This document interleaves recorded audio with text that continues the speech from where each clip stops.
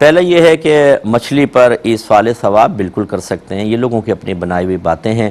وہی جیسے میں نے عرض کیا، ٹھیک ہے آپ نے سوال تو ویلڈ کیا ہے کہ جو افواہ ہوتی ہے اس کو بھی آپ کنفرم کر لیں، لیکن اس قسم کی کوئی چیز نہیں ہوتی۔ ہر قسم کے جائز کھانے کے اوپر آپ بالکل مطلب اس کا ثواب ایصال کر سکتے ہیں۔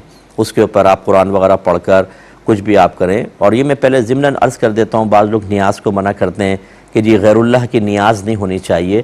ہمارا بیسک کانسیپٹ یہ ہے کہ کھانا صرف اللہ کے لیے بنے گا، ثواب بھی صرف اللہ دے گا۔ اس کھانے سے اللہ کا قرب ہی مقصود ہوتا ہے۔ یہ تین بنیاد چیزیں آپ ذہن میں رکھیں۔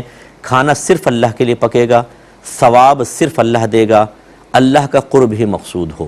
ہم نے کھانا نہ کسی بزرگ کے لیے بنانا ہے، نہ وہ ثواب دیں گے، نہ ان کا قرب مقصود۔ یہ تین چیزیں رکھیں۔ اس کے بعد ہمیں امید ہے کہ اللہ تعالی ہمیں اس کا ایک بدلہ عطا فرمائے گا، جس کو ثواب اور اجر سے تعبیر کرتے ہیں۔ ہم دعا کرتے ہیں اللہ تعالیٰ فلاں کو بھی اس کا حصہ دار بنا دے۔ یہ ہے ایصال ثواب کا شرعی تصور، ٹھیک ہے؟ تو اس میں کوئی بری چیز نہیں ہے۔ اچھا، اب وہ کھانا سامنے کیوں رکھتے ہیں؟ کیونکہ نبی کریم صلی اللہ علیہ وسلم نے جو کھانا بڑھانے کے معجزات دکھائے، اکثر اس میں آپ نے کھانا سامنے رکھا۔ بعض اوقات آپ کا اس کھانے پہ دست اقدس رکھنا بھی ثابت ہے، اور بعض اوقات کچھ ہاتھ وغیرہ نہیں رکھا، لیکن صحابہ کہتے ہیں کہ جو اللہ نے چاہا آپ نے پڑھا اور پھر آپ نے فرمایا کھانا کھاؤ، تو اس میں اللہ نے بڑی برکت عطا فرمائی۔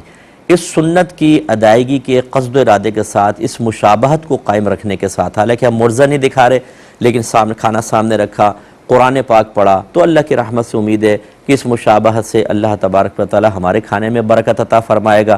اس لیے یہ اس طرح معاملات کیے جاتے ہیں۔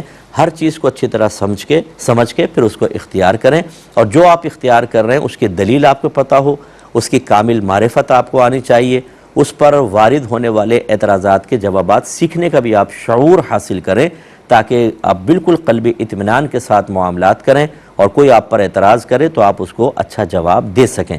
یہ نہیں کہ یہ جواب نہیں ہوتا کہ جی ہم نے تو اپنے ماں باپ کو کرتے ہوئے دیکھا ہے، ہم تو کرتے رہیں گے، ہم کسی کی نہیں سنیں گے، کچھ بھی کہتے رہو۔ یہ طریقہ کار نہیں ہوتا۔ یہ اگر خدا نہ خواستہ آپ کی اگلی نسلوں میں کسی نے کوئی غلط بات اختیار کر لی، اور وہ یہ کہے کہ بس میں تو کسی کی نہیں سنتا، میں تو اسی کو اختیار کروں گا، تو کیا آپ اس کو صحیح کہیں گے؟ اور پچھلی قوم انبیاء علیہم السلام کی دعوت کے جواب میں یہی کہتے رہے تھے کہ ہم تو اس پر رہیں گے جس پر ہم نے اپنے آباء و اجداد کو پایا۔ اس لیے بڑوں کے طریقے کو اختیار کرنا یہ منع نہیں ہوتا اگر جائز اور صحیح طریقہ ہے، لیکن کیا واقعی وہ بڑوں کا طریقہ ہے، اور کیا واقعی ہم نے اس میں کوئی ایڈنگ کر کے جائز کے ساتھ کچھ ناجائز نہیں ملا لیا ہے؟ اس کی تصدیق اس وقت ہوگی جب آپ اپنے طریقہ کار کو، اپنے نظریات کو، اپنے عقائد کو، اپنے معمولات کو کسی مستند مفتی صاحب کے سامنے پیش کر کے ان سے رائے لے لیں، ان سے تائید حاصل کر لیں۔ وہ کہیں کہ بالکل 100% صحیح ہے، ٹھیک ہے۔ اگر وہ کہیں یہ اتنا حصہ غلط ہو گیا ہے، یہ صحیح ہے، ٹھیک ہے، اس نظریے کو یوں کر لیجئے تو صحیح ہے، یوں کرو گے تو غلط ہے، تو صحیح کر لیں، پھر اس کے بعد آپ کو اجازت ہوگی۔